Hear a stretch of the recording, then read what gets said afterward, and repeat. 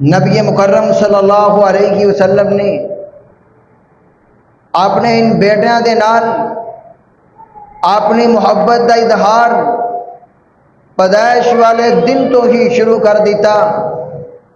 سیدنا حسن رضی اللہ تعالیٰ عنہ 3 ہجری دے اندر پیدا ہوئے، سیدنا حسین رضی اللہ تعالیٰ عنہ 4 ہجری دے اندر پیدا ہوئے، درمیانی وقفہ 1 سال تک ہے۔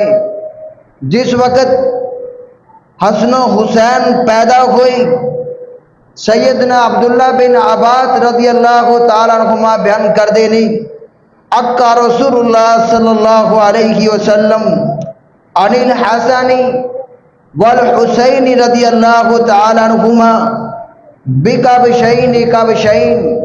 جس وقت حسن پیدا ہوئے، حسین پیدا ہوئے، نبی مکرم صلی اللہ علیہ وسلم نے اپنے دونوں بیٹیاں دا عقیقہ کیتا۔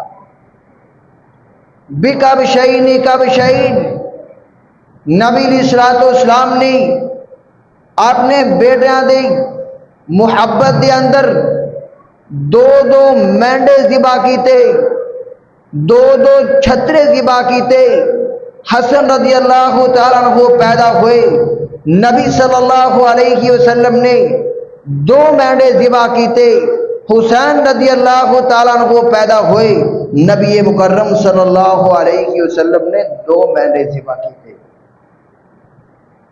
امام ابن حجر رحمہ اللہ فتح الباری دے اندر ذکر کر دے نے فرمایا کہ جس وقت بچپن دے اندر بچیاں دا عقیقہ کر دیتا جائے، اس عقیقے دا بچیاں نو بہت زیادہ فائدہ ہوندہ گئے۔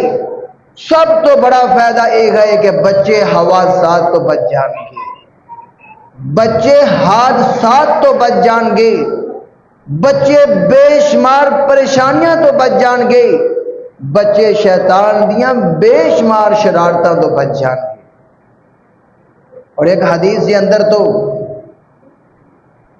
امام احمد بن حنبل رحمہ اللہ مسند احمد کے اندر ذکر کر دے نہیں کہ نبی مکرم صلی اللہ علیہ وسلم نے فرمایا کہ جس کسی بچے دا عقیقہ نہ کیتا جائے وہ بچہ معلق ہو جائے گا، معلق ہو جائے گا۔ جس وقت امام صاحب دے کولوں معلق دا معنی پوچھا گیا کہ معلق دا معنی کی ہے، تو امام صاحب نے فرمایا معلق دے بے شمار معنی نے، ایک معنی یہ بھی ہے کہ وہ بچہ اپنے والدین واسطے سفارش نہیں کرے گا، وہ بچہ اپنے والدین واسطے سفارش نہیں کرے گا۔ جو بھی کوئی بچہ بچپن کے اندر فوت ہو جائے، وہ بچہ کل قیامت والے دن اپنے والدین واسطے شفاعت کرے گا، بخشش دی دعا کرے گا، اللہ دے کولوں التجا کرے گا، سفارش کرے گا۔ لیکن جس بچے دا عقیقہ نہ کیتا جائے وہ بچہ سفارش نہیں کرے گا، تو بہت بڑا نقصان ہے۔